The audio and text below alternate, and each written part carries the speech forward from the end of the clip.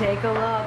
Fresh heirloom carrot tart on a bed of goat cheese. It looks so yummy. Where do you even come up with ideas to make this kind of food? Well, when you have a crop that's ready, you need to use it. So what's the best way to figure it out? Well, throw it in everything and try it out. So this is what we did with the roasted heirloom and goat cheese carrot tart. Okay, and so for people who might not be familiar with Castlegarth restaurant, what Matthew was talking about is their farm-to-table concept. So it's your family farm that you're growing all of the produce. Yep. And you mentioned during the summertime, 80% of the produce that you serve here in the restaurant is from your farm? Yes. It's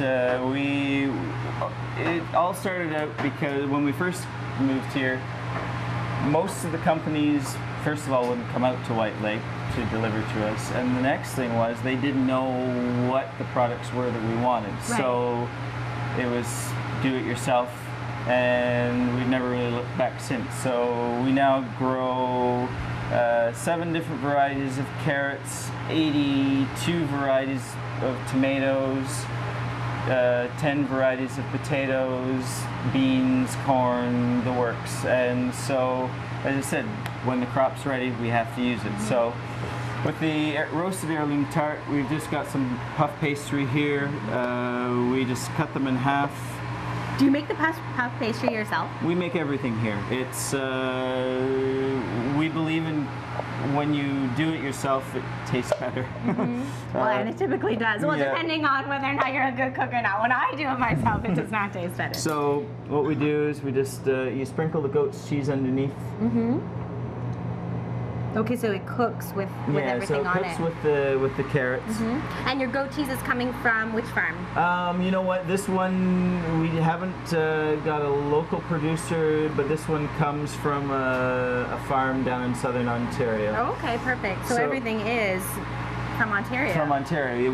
We're local first, then Ontario and Quebec, and then Canada, and then last but not least, but very rarely, the rest of the world. International, right? So olive oil, I wish we could grow here, but you know. So this is some beautiful lemon thyme that we're sprinkling over the top. Okay. As I said, it's such a beautiful lemon fresh herb. It's ooh, does it ever have a nice zesty smell to it? Is this from your herb garden out back? Yes, just in the backyard, so we don't have to travel far to get our herbs. So pop it in the oven for about 30 minutes and it'll come out, as you said, looking like that. Okay, is there a taste difference between a red carrot and an orange one? Well, they tend to be, they're an older variety, so they're not bred with sweetness, they're more bred with a carrot flavor, and they taste like what carrots should taste like. They're so crunchy and fresh. Even the tomatoes, I was snacking on those little baby tomatoes, and they're so incredibly fresh. I can't keep myself away from the produce this morning. Yeah. Okay, so later in the show, we're grilling up some mackerel, right? Yep. Okay. And despite what you may think, I know you mentioned that people are often afraid of mackerel, but Matthew's going to change your mind, so stay with us. It's all coming up a little bit later from White Lake.